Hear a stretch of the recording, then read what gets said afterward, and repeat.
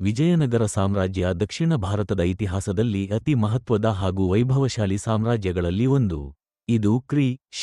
1336ರಲ್ಲಿ ಸ್ಥಾಪಿತವಾಗಿ ಸುಮಾರು 3 ಶತಮಾನಗಳ ಕಾಲ ದಕ್ಷಿಣ ಭಾರತದ ರಾಜಕೀಯ, ಆರ್ಥಿಕ, ಸಾಂಸ್ಕೃತಿಕ ಮತ್ತು ಧಾರ್ಮಿಕ ಕ್ಷೇತ್ರಗಳಲ್ಲಿ ಪ್ರಭಾವ ಬೀರಿತು.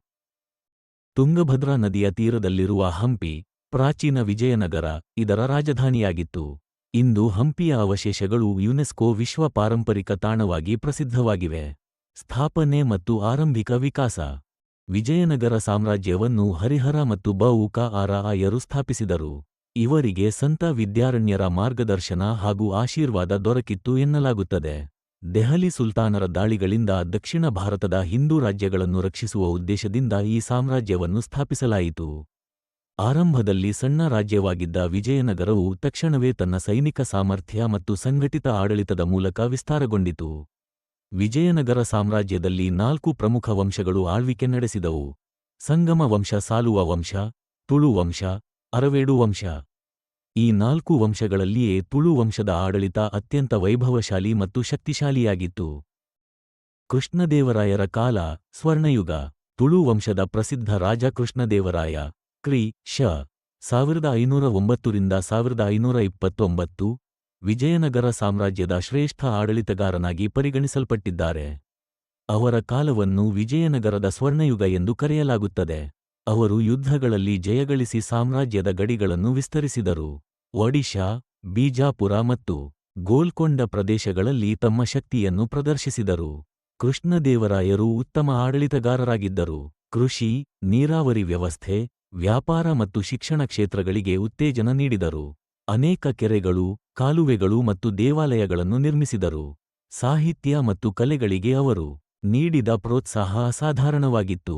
ಅಷ್ಟದಿಗ್ಗಜರು ಎಂದು ಕರೆಯಲ್ಪಡುವ 8 ಪ್ರಮುಖ ಕವಿಗಳನ್ನು ಅವರು ಆಶ್ರಯಿಸಿದ್ದರು. ಕನ್ನಡ, ತೆಲುಗು, ಸಂಸ್ಕೃತ ಮತ್ತು ತಮಿಳು ಸಾಹಿತ್ಯವು ಅವರ ಕಾಲದಲ್ಲಿ ಅಭಿವೃದ್ಧಿಯಾಯಿತು. ಕೃಷ್ಣದೇವರಾಯರು ಸ್ವತಃ ಆಮುಕ್ತಮಾಲ್ಯ ಎಂಬ ತೆಲುಗು ಕಾವ್ಯವನ್ನು ರಚಿಸಿದರು. ಆಡಳಿತ ವ್ಯವಸ್ಥೆ.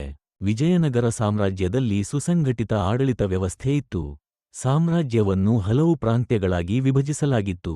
ಪ್ರಾಂತ್ಯಗಳಿಗೆ ನಾಯಕರು, ನಾಯಕ ವ್ಯವಸ್ಥೆ ನೇಮಕವಾಗುತ್ತಿದ್ದರು. ಅವರು ತೆರಿಗೆ ಸಂಗ್ರಹಣೆ, ಕಾನೂನು ಮತ್ತು ಸುವ್ಯವಸ್ಥೆ ಕಾಪಾಡುವುದು ಹಾಗೂ ಸೈನಿಕ ಸೇವೆ ಸಲ್ಲಿಸುವ ಜವಾಬ್ದಾರ ಹೊಂದಿದ್ದರು. ಈ ವ್ಯವಸ್ಥೆಯನ್ನು ನಾಯಕ ವ್ಯವಸ್ಥೆ ಎಂದು ಕರೆಯುತ್ತಾರೆ. ಸಾಮ್ರಾಜ್ಯದ ಆರ್ಥಿಕತೆ ಕೃಷಿ ಆಧಾರಿತವಾಗಿತ್ತು. ರೈತರಿಂದ ಭೂಮಿಯ ತೆರಿಗೆ ವಸೂಲಿಸಲಾಗುತ್ತಿತ್ತು.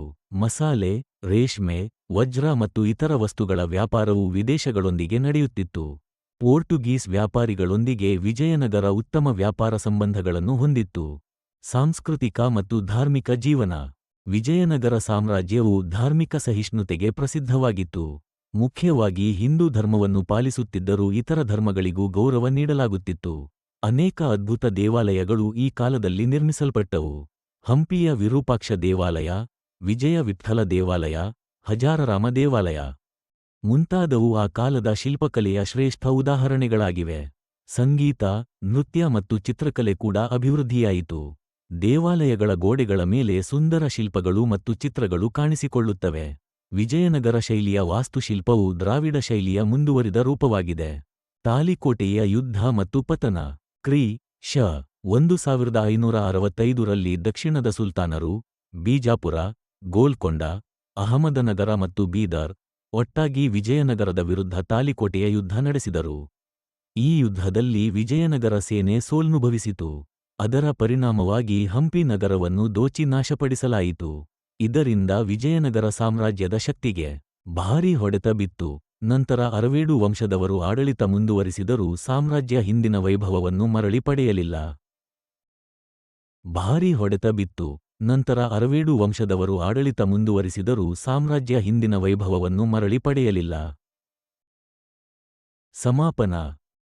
ವಿಜಯನಗರ ಸಾಮ್ರಾಜ್ಯವು ದಕ್ಷಿಣ ಭಾರತದ ಇತಿಹಾಸದಲ್ಲಿ ಸುವರ್ಣ ಅಧ್ಯಾಯವಾಗಿದೆ. ಇದು ರಾಜಕೀಯ ಶಕ್ತಿ ಮಾತ್ರವಲ್ಲದೆ ಸಾಂಸ್ಕೃತಿಕ, ಧಾರ್ಮಿಕ ಮತ್ತು ಆರ್ಥಿಕ ಕ್ಷೇತ್ರಗಳಲ್ಲಿ ಮಹತ್ತರ ಸಾಧನೆಗಳನ್ನು ಮಾಡಿತು. ಹಂಪಿಯ ಅವಶೇಷಗಳು ಇಂದು ಕೂಡ ಆ ವೈಭವವನ್ನು ಸ್ಮರಿಸುತ್ತವೆ. ವಿಜಯನಗರ ಸಾಮ್ರಾಜ್ಯವು ಭಾರತೀಯ ಸಂಸ್ಕೃತಿಯ ಪರಂಪರೆಯನ್ನು ಉಳಿಸಿ ಬೆಳೆಸಿದ ಮಹಾನ್ ಸಾಮ್ರಾಜ್ಯವೆಂದು ಇತಿಹಾಸದಲ್ಲಿ ಸದಾ ಸ್ಮರಣೀಯವಾಗಿದೆ.